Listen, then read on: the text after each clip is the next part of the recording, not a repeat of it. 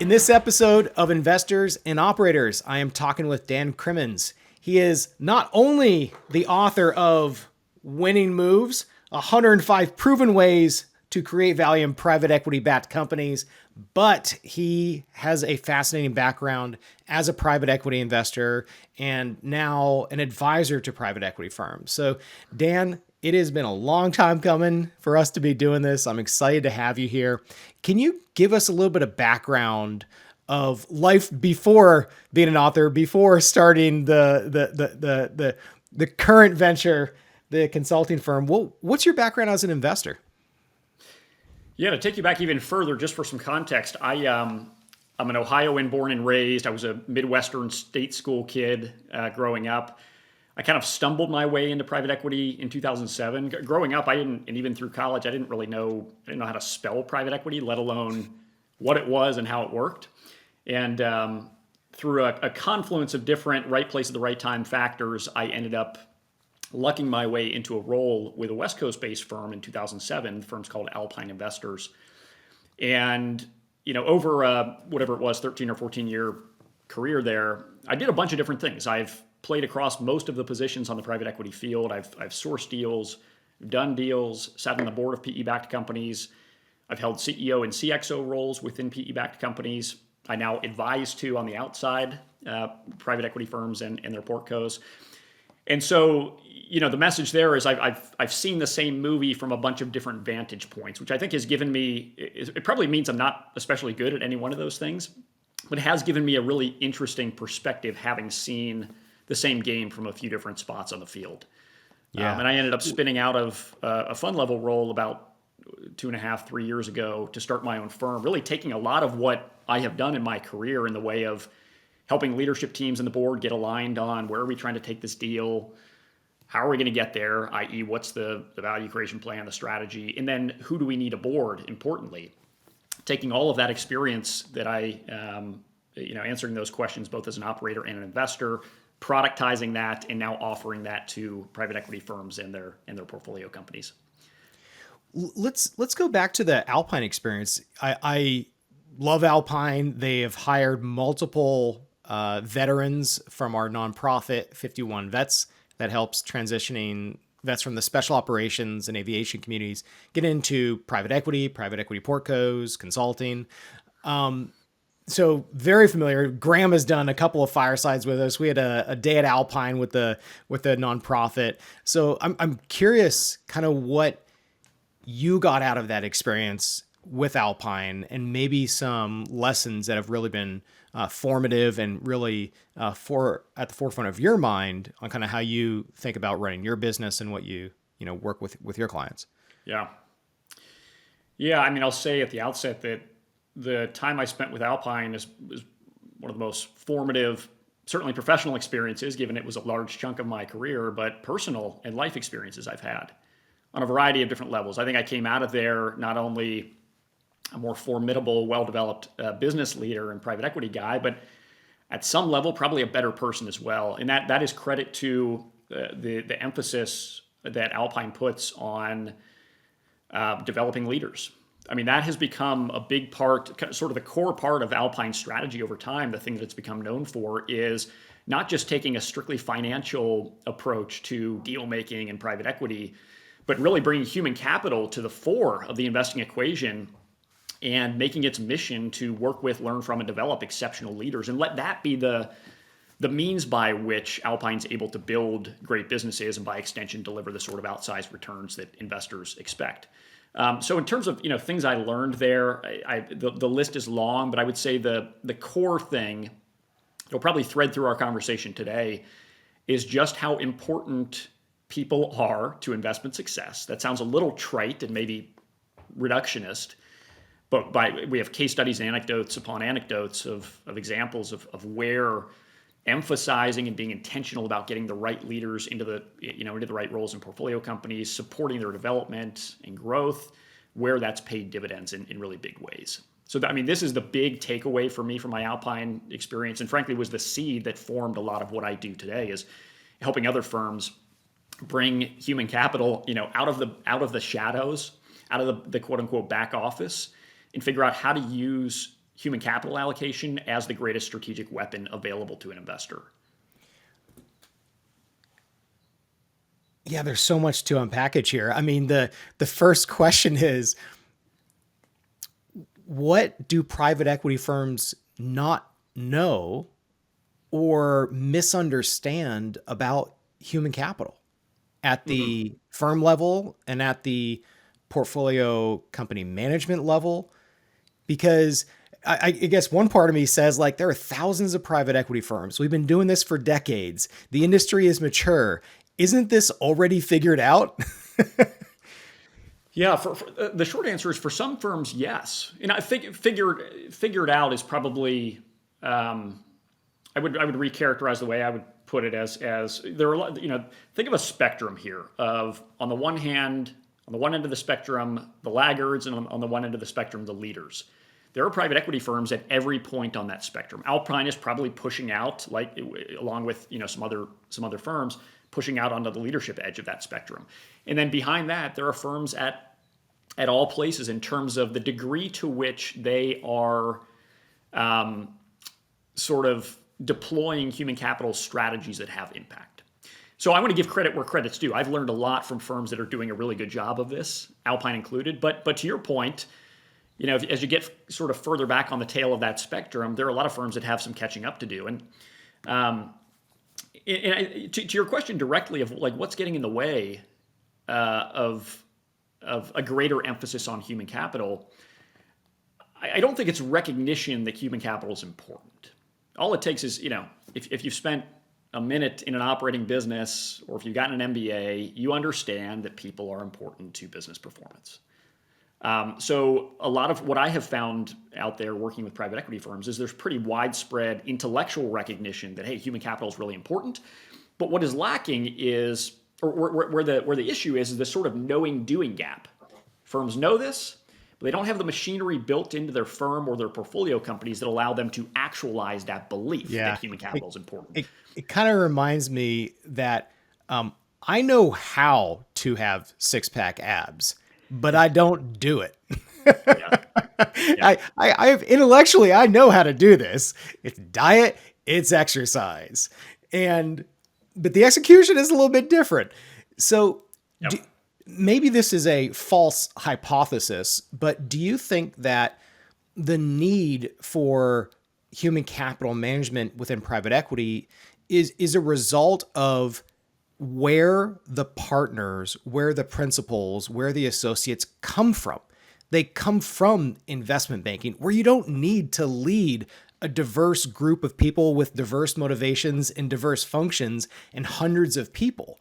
You get a generally homogenous group of people going through that pipeline who are highly motivated towards a particular goal in a relatively similar function. But it's not 200 people at a landscaping company Right. with 3 locations and understanding how to navigate that. So do you think that the need for private human capital management is they haven't been through the grinder of leadership and management in diverse companies? I think that's a big part of it. I mean, just thinking about my own experience early days in private equity, learned how to build the models, learned how to put together the decks and understand a market and look at a market and all this sort of core skill sets that, as you and I both know, that private equity and investment banking equip you with. But the risk there is you start to develop a myopic lens on what it takes to succeed in private equity. And it wasn't until, for my own journey and from Alpine's journey, it wasn't until we hired a partner into Alpine that was a tried and true, highly successful operator who really brought some sobriety to the fact that, hey, like this human capital thing that we at Alpine talk about but hadn't fully figured out how to operationalize, like this has to be the core of our strategy going forward. It has to be something we need to invest the time, the energy, and the reps into getting good at. And it took having an operator come and kind of grab you and shake you by the lapel to say, oh, we need to bring some balance to, we're good at the deal making part. We've gotten pretty good at that over the first, whatever it was, 10, 15 years of Alpine's career. We need to sort of counterbalance that now with investing and getting good at human capital. For all the reasons you've mentioned, many of us grew up as deal guys and gals, and that wasn't going to cut it entirely in this new era of private equity. And I think the new era of finance with junior talent that is motivated by more than a bonus. And Yeah, because that good feeling from a bonus lasts for approximately a week that's right. on the maybe on the long end. That's right. That's Even though right. the bank account might say something different. That's But right. when you start the journey with these firms, you know, there are 105 ways that you have in the book. Where do you start? Yeah. So the book, would it be useful if I just gave a bit of context on the book? Yeah. The book, sort of the punchline in the mic drop moment in the book is really what we were just talking about, which is, hey, you got your value creation plan, you have your value creation agenda. Guess what? None of that matters a bit unless you have the right team on the field to execute it. But that punchline comes in 2/3, 3/4 of the way into the book. The first 3/4 of the book is about the topic of value creation broadly. And I'll make that more real, given I think this language of value creation is, I mean, it's the word of the week in private equity right now, and yet it gets used sort of overly generically, I find, in PE now. So I view value creation simply as anything that creates equity value in a private equity backed business. Or if you want to use it in the active sense, the pursuit of things that create equity value. That is value creation. So that requires that we get level set on, well, what are the things that actually create equity value in a PE backed business? This is something that for people that came up through the private equity ranks, you probably have a pretty good intuitive sense for. But I have found that, working with operators that have never partnered with private equity before, they don't have this mental model, many of them. So the first stop on the winning moves train in the book is let's level set on what are the ways in which you can create equity value. And it turns out there are 5. You can grow your revenue, you can expand your margins, do strategic acquisitions, pay down your debt, or expand your multiple on exit. That's it. 5 core ways. And knowing those 5 things doesn't get you any closer to figuring out, okay, how do I actually pull each of those levers such that I can generate alpha and outperformance? But it does give us sort of a shared mental model that we can use to approach value creation. So what we then do in the book, and we'll circle back to your question here in a minute with this foundation laid. What we then do in the book is say, okay, let's take each of those 5 things, break them open, deconstruct them into their component parts. Revenue growth, for example, there are like 6 ways you can grow revenue in a business. And so let's break those down and pin to each of those 6 building blocks an arsenal of proven, actionable winning moves that investors can coach their companies on, work with their companies on, operators can use in the trenches in their business to make equity value creation happen. So that's sort of the lens I bring to this topic of value creation, is deconstructing it and pinning to that deconstruction a bunch of things that have just worked in other businesses before that ultimately ladder up to the overarching objective of creating equity value. So your question was, okay, well, how do firms actually? Where do I start? Where do I start?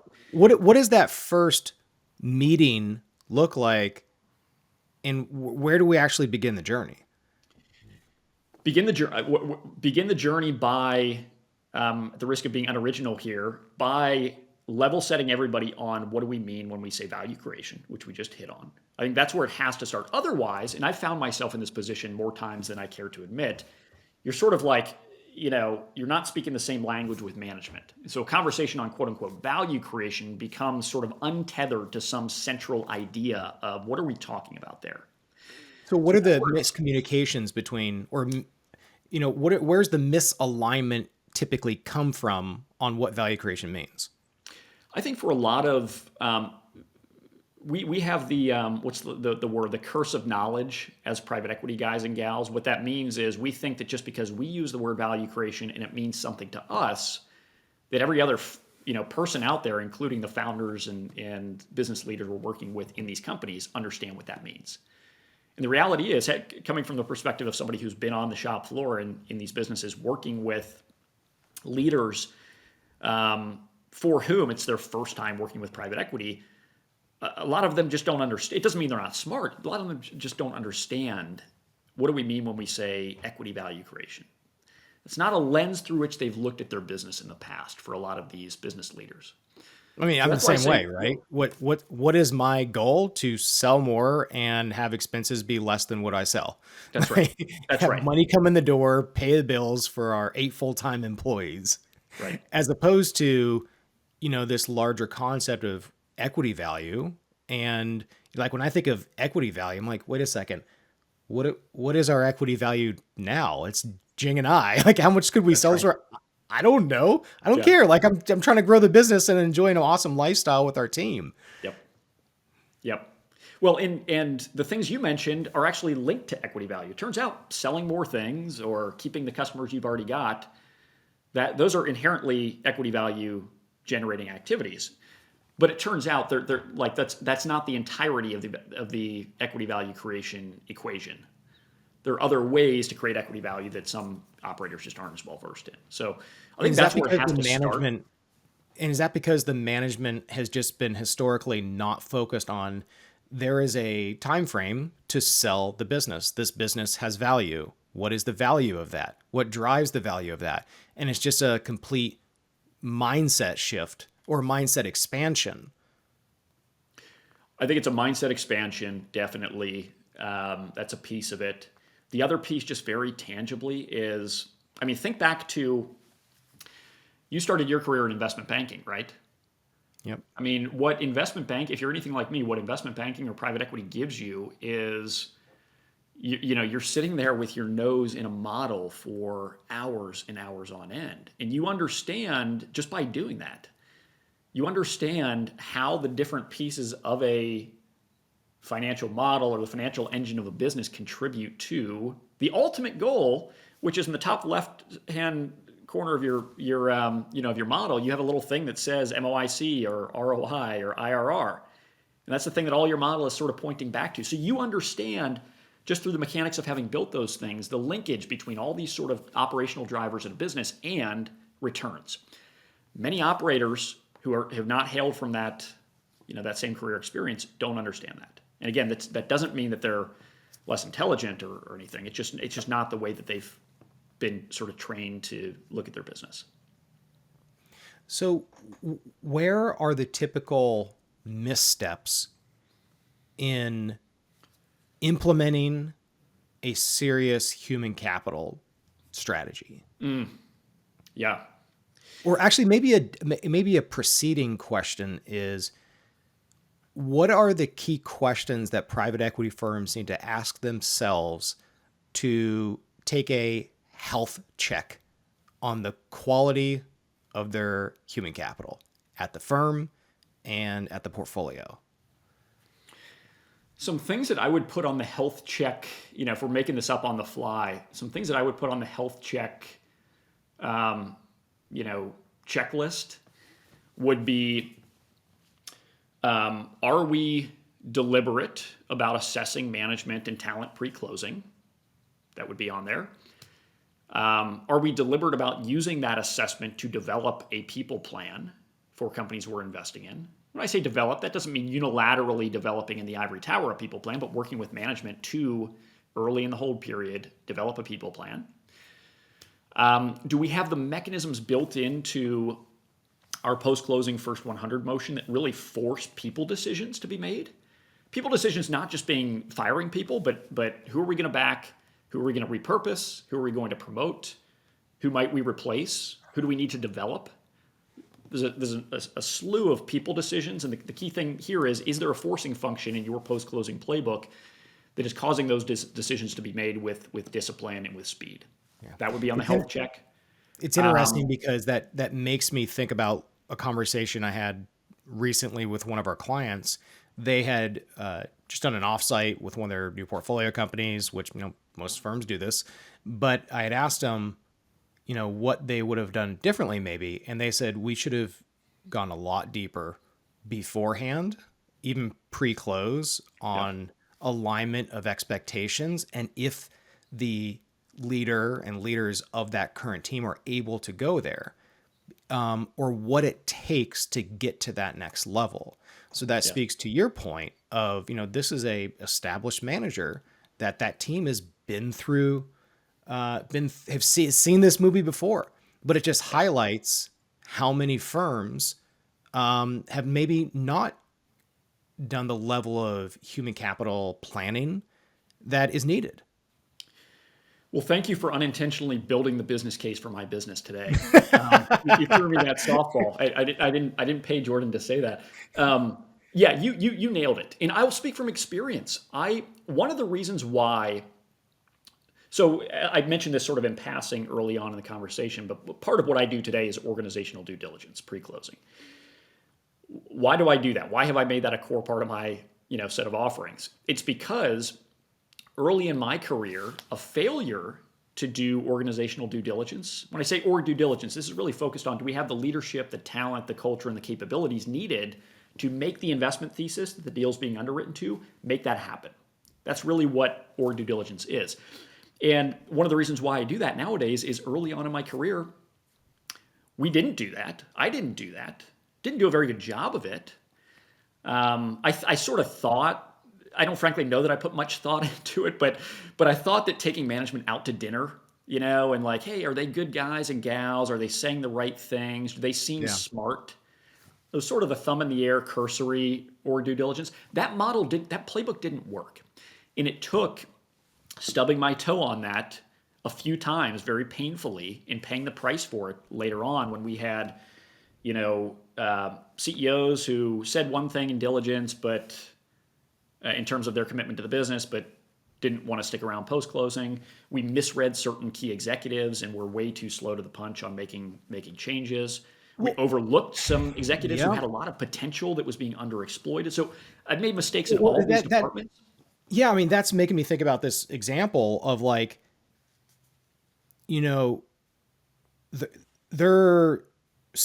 sellers and CEOs of their businesses, at close in the first year are their strongest references. However, those same people are not running the business anymore. Yeah. And what they had mentioned is they wish they would have started the conversation a little bit earlier so that to help that executive, whether it's the CEO founder or maybe some of the others on the team, kind of help them realize maybe they aren't in the right seat at the next chapter of the business. Yes. And by having more time and kind of inching them and even helping them discover that, maybe I'm not the right person for this business. And that made me think that Jing and I, who run our business that has, 10 people and been doing it for 6 years, if we get to 50 to 100 people, and then if we decide to sell the business one day, maybe we're not the CEOs, the co-CEOs to take it to that next level. Yes. For a variety of reasons. Yes. Maybe we just don't want to because we've been grinding for 5, 10, 15 years, or maybe we actually don't have the skill set from a managerial perspective, and we'd be better in a different function in the business that allows us to be unleashed in highest and best use. Yes. Or maybe we're just not a fit for that business. But guess what? We might roll over 20%. Let other people do the work. Yeah, right. And so the key takeaway is that they just didn't have that discussion soon enough with the teams that they were working with. What do you think got in the way? Maybe we have to speculate here a bit, but what do you think got in the way of doing that? Yeah, so maybe kind of zooming out from that particular deal, that particular client, and kind of thinking about broader observations. And I think what gets in the way, here's what I think gets in the way of private equity firms having substantive, hard conversations pre-close. They don't want to lose the deal. Yes. Yeah. Because it is more than just, I'll pay 15 times and the other firms will pay 12 to 14. It's to actually like this firm. Well, if I'm the seller and I'm talking to Dan, investor, who's going to come in and, Cremons Capital, and he's like, hey, Jordan, you and Jing have run a really, really good job for the past 10 years running this business, but I want to have a tough discussion with you. Are you actually the CEOs to run it at the next level? You might, I don't know how I would take that. one part of me says it's not what you say, it's how you say it. And then that starts the journey of, well, what does the next level mean? Do we both have a similar definition of what the next level means? And if we have that similar definition, then what are the skills that it takes to go from here to there? And do you guys have the skills, the ability to grow, and the desire? Yes. Yes. And I'm just making this up. I have not written a book with I, 105 strategies. I think you hit on I asked the question having a point of view. I don't know your particular client's situation, but I have a point of view on this based on my own experience having been on that client side of the table. And I think you're hitting on the key thing, which is it's a fear of blowing up the deal. But here's the interesting part. Having done a bunch of this work now, when I say this work, going in pre-closing, having conversations with management around these topics, and then going back to my client and coaching them up on how do they need to engage in management such that they can run to ground some of these open issues, I have learned that when executed in the right way, these conversations are not only not at risk of blowing up the deal, but can actually be incredibly trust building and clarity creating for everybody. So I think if you really drill down to the root of what gets in the way, it's probably some either lack of experience or lack of confidence in having seemingly difficult but important conversations with management. I don't know if you ever read on. I don't know if you ever read on this, but I wonder within the lower middle market, we'll just say private equity firms that buy companies that have less than 10 million of EBITDA. Yeah. I wonder what percentage of those CEOs who might be the founder or co-founder are still there within a year. Somebody has studied this. I don't have the stat off the tip of my tongue, but it's an alarmingly low level. I don't know for 10 million of EBITDA. That's sort of, or 10. Did you say 10 million of revenue? So, less than 10 million of EBITDA, and EBITDA, maybe it's yeah. less than 5. Is that because it's a functionally different business, or a scale? It's a different scale at 5 versus 10. Yeah, I'm sure the answer to this question stratifies based on size of deal at some level, but the stat I saw, which again is a little hazy in my mind, that was that sort of a surprising number of founders that go with the deal, who end up leading the business post acquisition. A surprisingly large number of them are not there in 12 to 18 months thereafter. It'd be interesting to understand like what is driven by the founders or the sellers just don't want to be there. They've done the hard work. It's that 73-year-old has had the business for 30 years or whatever. Part of it's that. I mean, part of it is one of the reasons why you sell a business is so that you can retire. That's a factor. I don't know how to attribute these factors in terms of what percentage, but that's a reason code.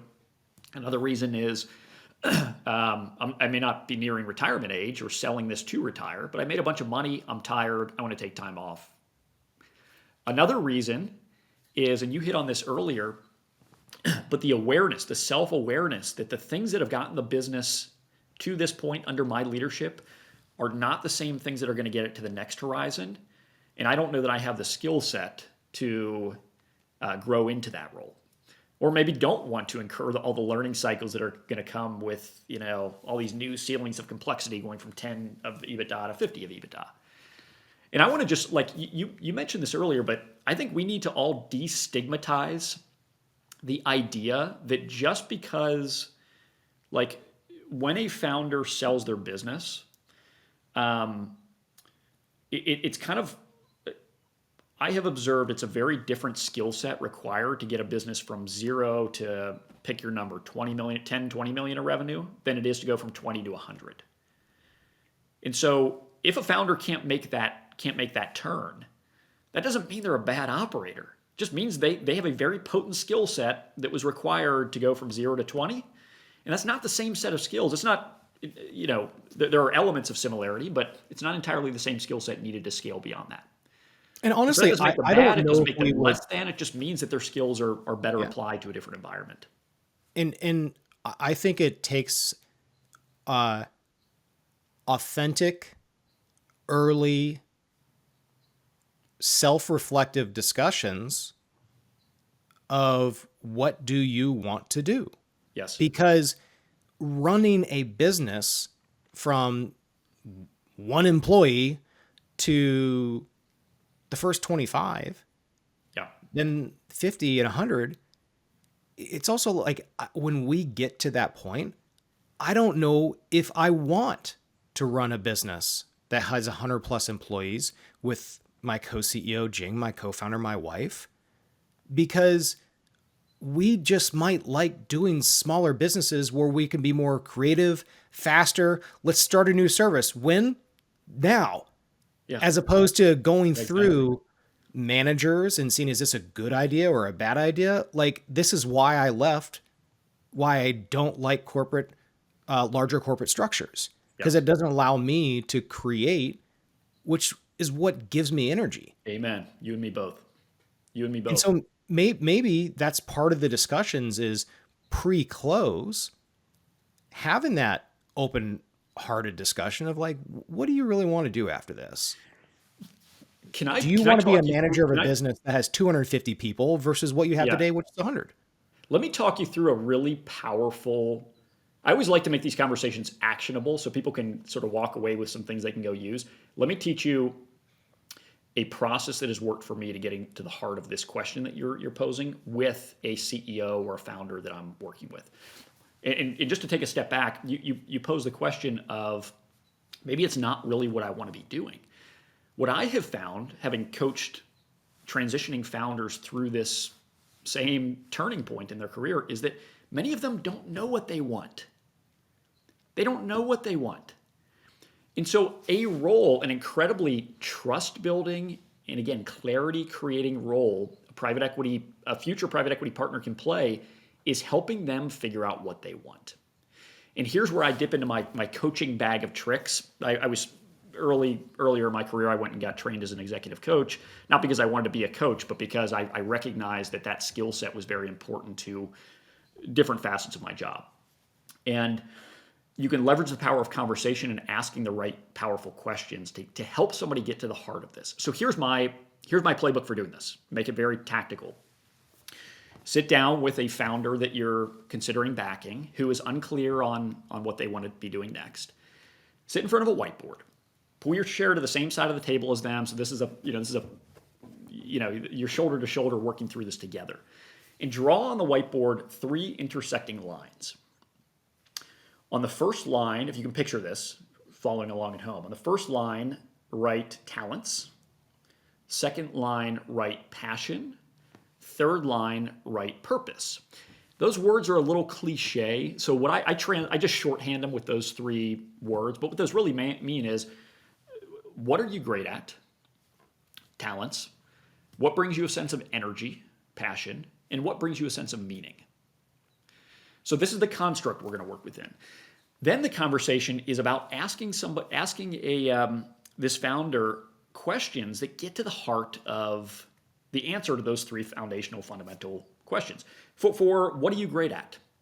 You can ask questions. And by the way, I wrote a book on this during COVID. It's sold like dozens of copies by now, most of which are sitting on my mom's bookshelf at home. But if you want to know how to have this conversation, grab the book. It's like $10. Go to chapter 14. Shows you exactly how to do this.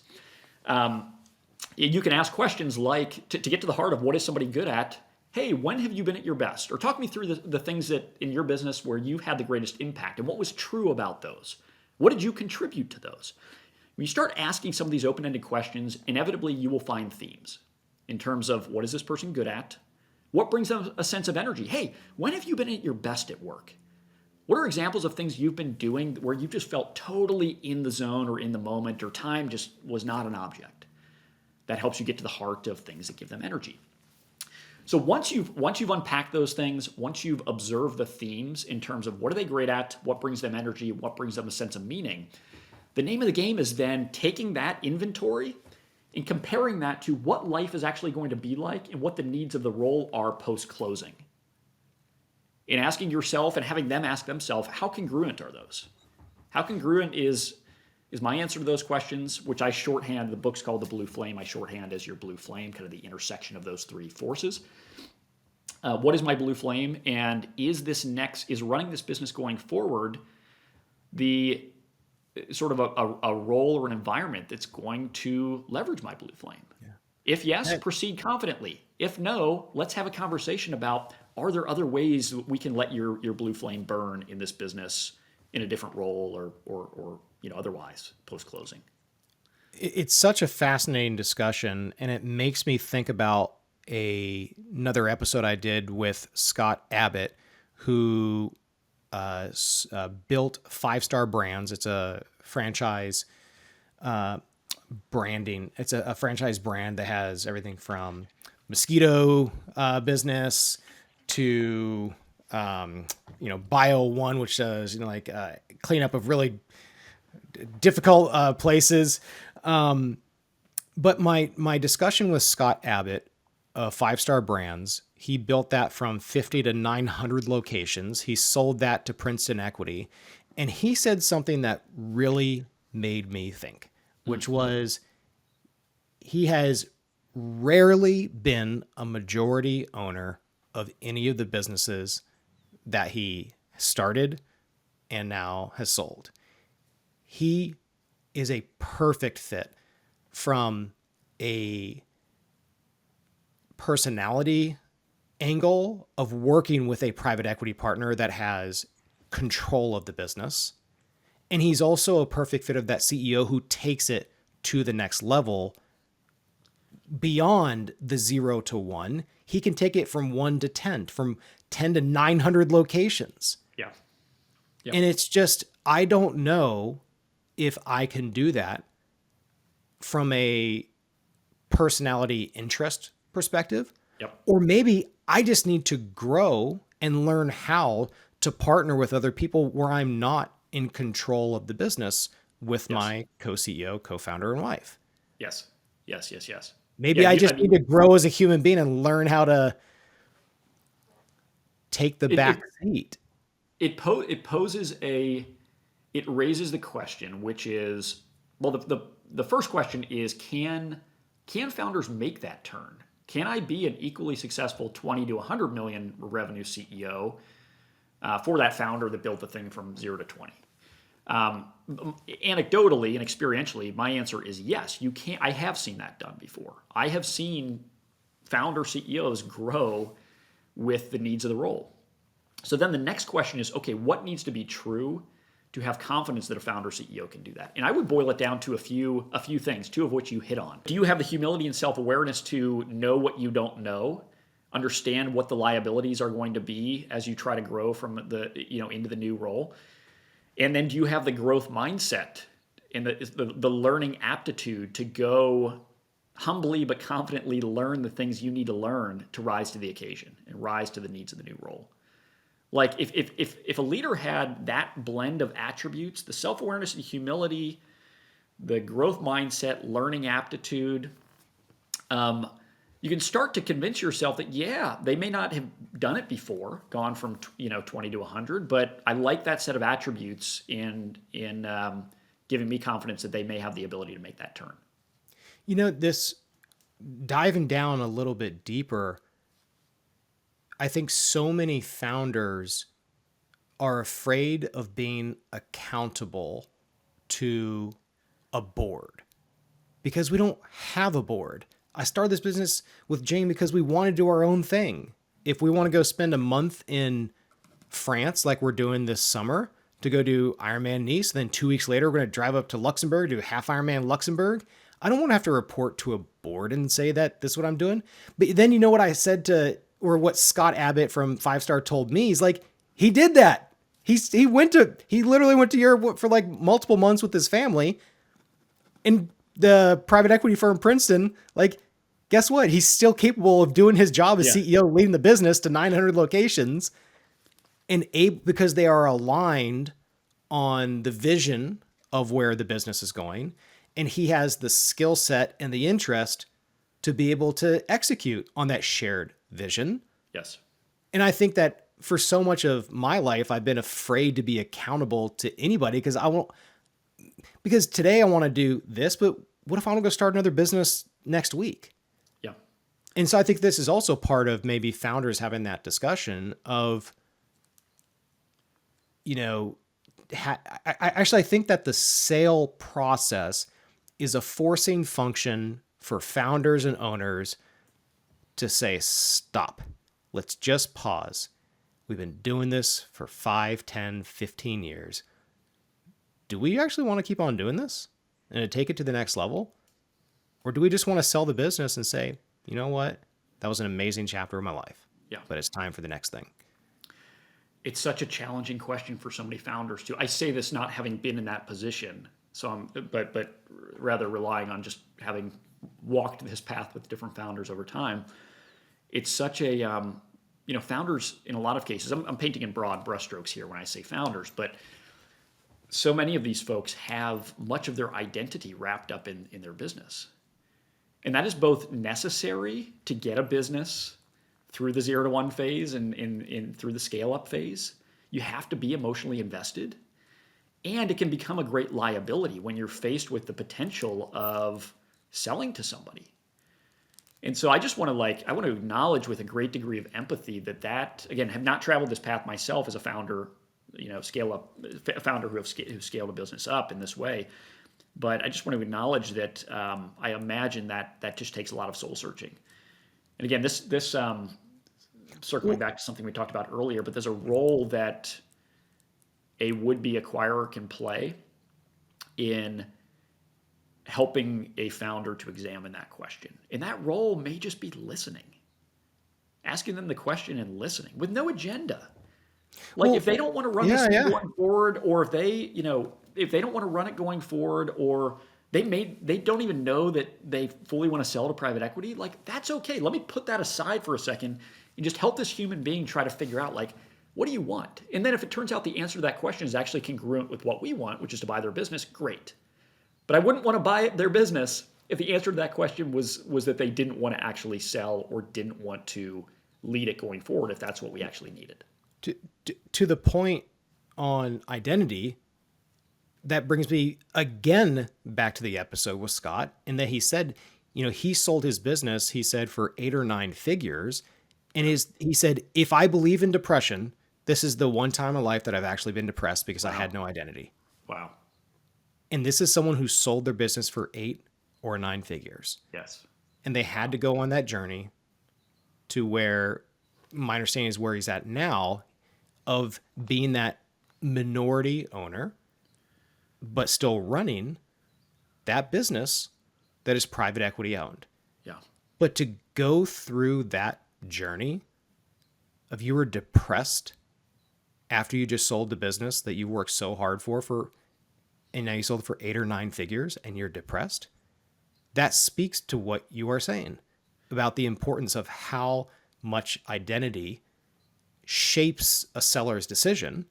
Yes. How much they can get aligned with a private equity firm to map out what the future is like. And I think this is one of the most important conversations that a private equity firm needs to have pre-close, when they're in that auction process, when they are trying to earn trust, not just with the seller, but the banker. Say, hey, here's how we're going to run the process from our side, and being transparent. Yeah. Because what is really demoralizing is 3 to 6 month post-close, and all these surprises are happening, and you're getting the call from the VP who's 32 years old and you're 50, 67. You're like, hey, here's what needs to happen. Yeah. Right. Well, I mean, just to spike the ball on this thread here, we talked earlier in the discussion about what gets in the way of this conversation being had early on. And we've since, over the last 20 minutes, talked about not only the importance, I need to stop doing the thumbs up thing here, not only the importance of having this conversation from an underwriting perspective. Like if this person's doesn't want to stick around and my thesis requires them to, I want to know that pre-closing, because that's going to impact whether I do the deal. It could impact how I think about valuation. It could, at a bare minimum, allow me to put some things in place pre-closing to mitigate that risk and get ahead of that by thinking about succession planning and the like. But I need to know the answer to that question pre-closing from a fiduciary underwriting perspective. And here's the kicker, the icing, the icing on the cake. The kicker is exploring that question with a founder can build an immense amount of trust. It's a freaking double win. So like if just to leave no stone unturned on this point, if there's still a shadow of a doubt that, hey, should I be having this conversation? I don't want to blow up the deal. Not only do you need to have this conversation from a fiduciary perspective, but I mean, it can just be an incredibly powerful way to engage with a founder. Devil's in the details of how do you go about it and execute it, and and all these things, but it's important. Well, we have covered a lot of ground, and I don't know how many of the 105 ways we went through today, but we covered probably a lot of them. We're on number 3. How much time you got? I think this will have to be episode 1. Dan, thank you so much for taking the time to do this. And if people are interested in following up, what's the best way to get in touch with you? Get at me on LinkedIn. I try to post stuff on there that's going to be helpful to private equity folks and operators. So link up with me on LinkedIn, and always love learning from other perspectives too. There we go. All right. Until next episode. Thanks so much, Dan. Thanks, Jordan.